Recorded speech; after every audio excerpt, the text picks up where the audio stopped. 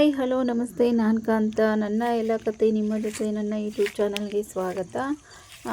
New year ಎಲ್ಲರೂ ಹೇಗೆ celebrate ಮಾಡಿದ್ರಿ? ನಾವಂತೂ ಏನು ಸೆಲೆಬ್ರೇಷನ್ ಮಾಡಲಿಲ್ಲ. ಯಾಕೆಂದರೆ ಯಾರಿಗೂ ಇಂಟ್ರೆಸ್ಟ್ ಇರಲಿಲ್ಲ. ನಮ್ಮ ಮನೇಲಿ ನಮ್ಗೆ ಯಾರಿಗೂ ಇಂಟ್ರೆಸ್ಟ್ ಇರಲಿಲ್ಲ ಏನೋ ಸೆಲೆಬ್ರೇಷನ್ ಮಾಡಬೇಕು ಅಂತ. ಕೇಕೆಲ್ಲ ತೊಗೊಂಬಂದು ಹಾಗೆ ಇಟ್ಟಿದ್ದೀವಿ. ಇನ್ನೂ ಅದನ್ನು ಕಟ್ಟು ಮಾಡಿಲ್ಲ ಕೇಕ್ನ. ನೆನ್ನೆನೂ ಕಟ್ ಮಾಡಲಿಲ್ಲ, ಇವತ್ತು ಮಾಡಲಿಲ್ಲ, ಹಾಗೇ ಇದೆ. ಗೊತ್ತಿಲ್ಲ ಯಾವಾಗ ಅದನ್ನು ಕಟ್ ಮಾಡ್ತೀವಿ ತಿಂತೀವಿ ಅಂತ. ಯಾರಿಗೂ ಸೆಲೆಬ್ರೇಷನ್ ಮೂಡೇ ಇರಲಿಲ್ಲ ಈ ಸಾರಿ ಅಂತೂ. ಲಾಸ್ಟ್ ಇಯರ್ ಅಂತೂ ತುಂಬ ಚೆನ್ನಾಗಾಗಿತ್ತು. ಮೂವಿಗೆಲ್ಲ ಹೋಗಿದ್ವಿ, ಕೇಕ್ ಕಟ್ಟಿಂಗ್ ಎಲ್ಲ ಚೆನ್ನಾಗಿ ಮಾಡಿದ್ವಿ. ಈ ಸಾರಿ ಏನೂ ಮಾಡಲಿಲ್ಲ. ಇವತ್ತು ಸ್ವಲ್ಪ ತೋಟದ ಹತ್ರಕ್ಕೆ ಹೋಗಿ ಬಂದೆ. ತೊಗರಿಕಾಯಿ ಸ್ವಲ್ಪ ಬೇಕಿತ್ತು, ಅದಕ್ಕೆ ಕಿತ್ಕೊಂಬರೋಣ ಅಂತ ಹೋಗಿದ್ದೆ.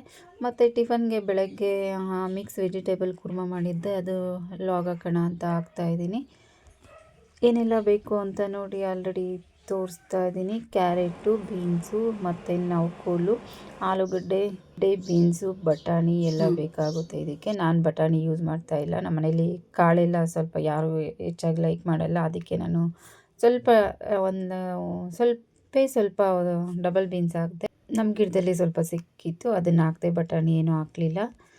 ಗರಂ ಮಸಾಲ ಮತ್ತು ಅಚ್ಚ ಪುಡಿ, ಒಗ್ಗರಣೆಗೆ ಸಾಸಿವೆ, ಎಣ್ಣೆ, ಕರಿಬೇವು, ಉಪ್ಪು ಇಷ್ಟೆಲ್ಲ ಬೇಕಾಗುತ್ತೆ. ನೋಡಿ, ಫಸ್ಟು ತವ ಇಟ್ಟಿದ್ದೀನಿ, ಫ್ರೈ ಪ್ಯಾನ್ ಇಟ್ಟಿದ್ದೀನಿ. ಅದಕ್ಕೆ ಎಣ್ಣೆ, ಸಾಸಿವೆ, ಕರಿಬೇವು ಮತ್ತು ಒಂದೆರಡು ಪಲಾವ್ ಎಲೆ, ಸ್ಟಾರ್ ಹೂವು, ಒಂದು ಏಲಕ್ಕಿ ಹಾಕ್ಬಿಟ್ಟು ಎಲ್ಲ ಒಗ್ಗರಣೆ ಮಾಡ್ತಾಯಿದ್ದೀನಿ. ಅದನ್ನು ಎಲ್ಲ ಹಾಕಾದ್ಮೇಲೆ ಈರುಳ್ಳಿ ಹಾಕ್ಕೊಳ್ಳಿ. ಅದನ್ನು ಸ್ವಲ್ಪ ಲೈಟಾಗಿ ಫ್ರೈ ಮಾಡ್ಕೊಂಡು ಟೊಮೆಟೊ ಹಾಕ್ಕೊಳ್ಳಿ. ಅದನ್ನು ಸ್ವಲ್ಪ ಚೆನ್ನಾಗಿ ಫ್ರೈ ಮಾಡಿ ನಂತರ ಶುಂಠಿ ಬೆಳ್ಳುಳ್ಳಿ ಪೇಸ್ಟ್ ಹಾಕ್ಕೊಳ್ಳಿ. ಕೊಬ್ಬರಿ ಮತ್ತು ಗಸಗಸೆ, ಹುರಿಗಡಲೆ, ಗೋಡಂಬಿ, ಬಾದಾಮಿ ಇದೆಲ್ಲ ಬೇಕಿದ್ದರೂ ಹಾಕ್ಕೊಬೋದು. ಇದನ್ನೆಲ್ಲ ಮಿಕ್ಸಿಲಿ ಗ್ರೈಂಡ್ ಮಾಡಿ ಹಾಕೋದ್ರಿಂದ ತುಂಬ ಟೇಸ್ಟ್ ಆಗಿರುತ್ತೆ. ಮತ್ತು ಗ್ರೇವಿನೂ ಅಷ್ಟೇ ತುಂಬ ಜಾಸ್ತಿ ಆಗುತ್ತೆ. ವೆಜಿಟೇಬಲ್ ಕುರ್ಮಾ ಸ್ವಲ್ಪ ಜಾಸ್ತಿ ಹಾಕೊಳ್ಳೋದ್ರಿಂದ ತುಂಬ ಜಾಸ್ತಿನೂ ಆಗುತ್ತೆ, ಟೇಸ್ಟ್ ತುಂಬ ಚೆನ್ನಾಗಿರುತ್ತೆ. ಈರುಳ್ಳಿ ಟೊಮೆಟೊ ಎಲ್ಲ ಆದಮೇಲೆ ಸ್ವಲ್ಪ ಖಾರದ ಪುಡಿ, ಶುಂಠಿ ಬೆಳ್ಳುಳ್ಳಿ ಪೇಸ್ಟ್ ಮತ್ತು ಗರಂ ಮಸಾಲೆ ಹಾಕಿ ಎಣ್ಣೆ ಚೆನ್ನಾಗಿ ಫ್ರೈ ಮಾಡ್ಕೊಳ್ಳಿ. ಸ್ವಲ್ಪ ಮಿಕ್ಸಿ ಮಾಡಿ ಶುಂಠಿ ಬೆಳ್ಳುಳ್ಳಿದು ರಾಸ್ಮೆಲ್ಲ ಹೋಗೋವರೆಗೂ ಫ್ರೈ ಮಾಡ್ಕೊಳ್ಳಿ. ಚಿಲ್ಲಿ ಪೌಡರ್ ಥರ. ಫ್ರೆಂಡ್ಸ್, ಯಾರೆಲ್ಲ ನೋಡ್ತಿದ್ದೀರೋ ದಯವಿಟ್ಟು ನನ್ನ ಚಾನಲ್ ಸಬ್ಸ್ಕ್ರೈಬ್ ಮಾಡ್ಕೊಂಡು ನೋಡಿ. ಇಷ್ಟ ಆದರೆ ಒಂದು ಲೈಕ್ ಮಾಡಿ, ಒಂದು ಕಮೆಂಟ್ ಮಾಡಿ. ಸಬ್ಸ್ಕ್ರೈಬ್ ಫ್ರೀ ಇರುತ್ತೆ, ನಿಮ್ಗೆ ಯಾವುದೇ ಥರ ಚಾರ್ಜಸ್ ಇರಲ್ಲ. ನೋಡಿ, ಎಲ್ಲ ಮಸಾಲೆ ಹಾಕಾದ್ಮೇಲೆ ವೆಜಿಟೇಬಲ್ಸ್ ಎಲ್ಲ ಚೆನ್ನಾಗಿ ಫ್ರೈ ಮಾಡ್ಕೊಳ್ಳಿ. ಬೀನ್ಸು, ಕ್ಯಾರೆಟು, ನೌಕೋಲು ಮತ್ತು ಡಬಲ್ ಬೀನ್ಸ್ ಅಂದೆ ಅಲ್ವಾ, ಅದು ಎಲ್ಲ ಹಾಕ್ಕೊಂಡು ಸ್ವಲ್ಪ ಫ್ರೈ ಮಾಡ್ಕೊಳ್ಳಿ ಎಣ್ಣೆಯಲ್ಲಿ.